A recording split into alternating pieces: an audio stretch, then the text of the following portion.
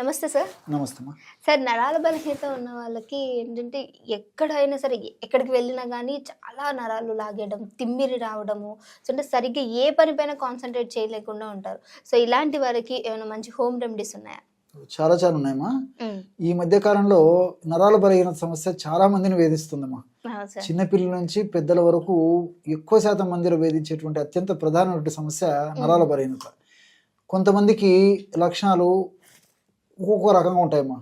నీరసము, నిస్త్రాణ, అంతుబట్టని అంతు చిక్కని నీరసము, పిక్కల నొప్పులు ఉండడము, కాళ్ళు నొప్పులు ఉండడము, కాస్త పని చేసేసరికి అలసిపోయినట్టు ఉండడము, ఏ పని మీద ఆసక్తి లేకపోవడము, ఎప్పుడు నిద్రపోవాలని అనిపించడము, ఇలా అనేక రకాల లక్షణాలు ఉంటాయమ్మా.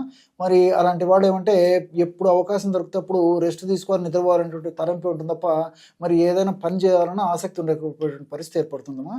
ఈ నరాల బలహీనత సమస్య గురించి మరింత మనం తెలుసుకోవాలంటేమా కొంతమంది మంచి పోషకాహారం తీసుకుంటుంటారు.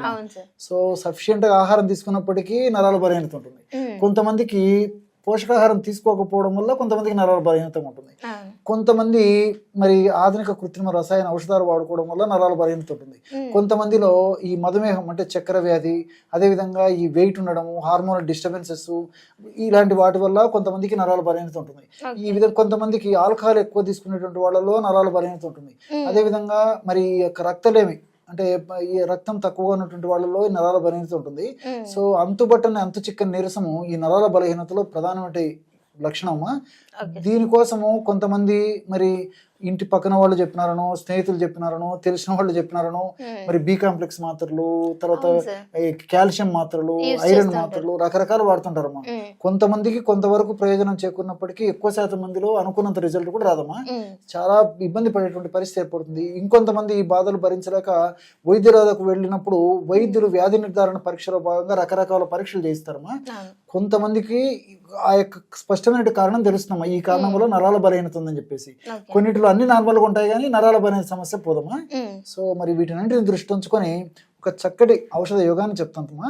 ఇది వాడుకోవడం వల్ల ఆ సమస్య నుంచి బయటపడవచ్చమ్మా. అంటే వైద్యులు సూచించిన మేరకు వాళ్ళ ఆ యొక్క ఔషధాలు వాడుకుంటూ కూడా ఇప్పుడు మనం చెప్పబోయేటువంటి ఆహార ఔషధం వాడుకోవచ్చు. దీనికి కావలసిన పదార్థాలమ్మా 4.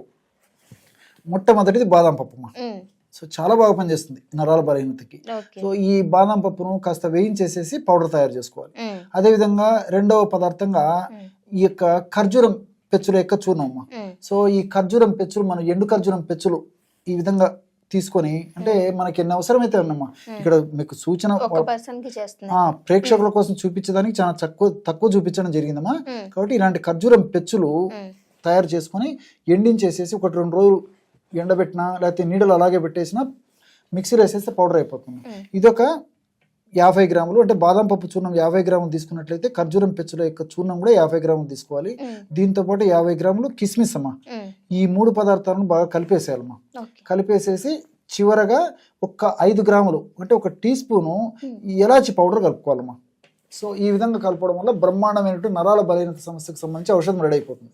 ఈ విధంగా తయారు చేసుకున్నటువంటి ఔషధాన్ని ఒక గాజు సీసాలో నిల్వ ఉంచుకొని రోజు రాత్రి పడుకునేటప్పుడు 1 కప్పు గోరువెచ్చని పాలల్లో 1/2 టీ స్పూన్ నుంచి 1 టీ స్పూన్ వరకు, చిన్నపిల్లలైతే 1/2 టీ స్పూన్ సరిపోతుంది, పెద్దవాళ్ళు అయితే 1 స్పూన్ వరకు వాడుకోవచ్చమ్మా.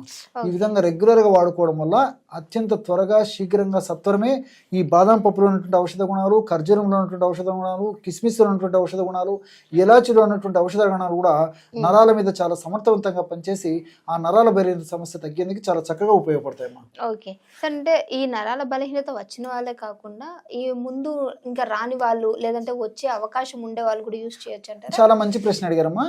సో అవకాశం ఉన్నటువంటి వాళ్ళు కానీ, మరి వస్తుందని చెప్పేసి ఆందోళన పడేటువంటి వాళ్ళు కానీ, ఇలాంటి వాళ్ళు వారంలో 2 సార్లు వాడితే సరిపోతుందమ్మా. సమస్య ఉన్నటువంటి వాళ్ళైతే రోజు వాడాలి, లేకపోతే వారంలో 2 సార్లు 3 రోజులకు ఒకసారి రాత్రిపూట ముందు జాగ్రత్త చర్యగా తీసుకోవడం వల్ల భవిష్యత్తులో నరాల బలహీనత సమస్య రాకుండా ఉంటుందమ్మా.